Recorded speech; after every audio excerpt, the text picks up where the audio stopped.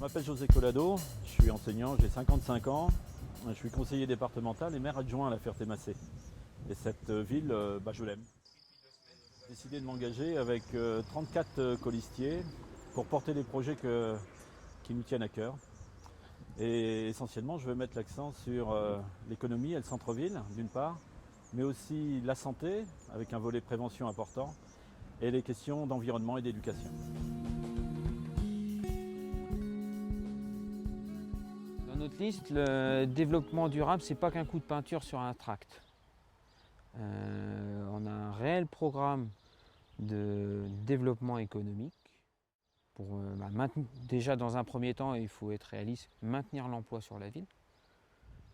L'emploi et l'activité économique de la ville.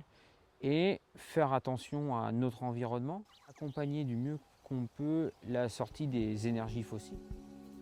Ça veut dire quoi? Ça veut dire qu'on va vouloir préserver cet environnement.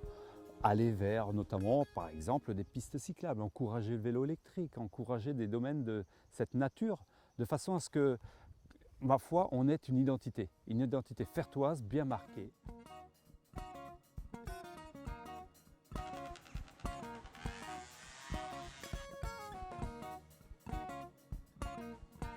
Si on prend l'exemple de la rue Martin Luther King, on a toute une rue qui a été mise en place avec des LED. Là, environ 850 € d'économie d'énergie pour une rue. Donc, moins de dépenses pour les faire-toits et effectivement une économie d'énergie, ce qui est quand même très important pour nous actuellement.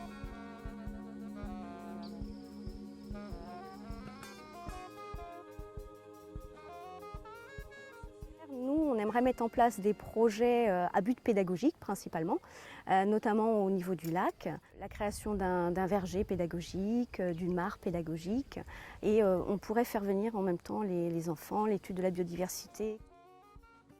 Ce type de projet pourrait permettre aussi la création d'une forme d'écotourisme.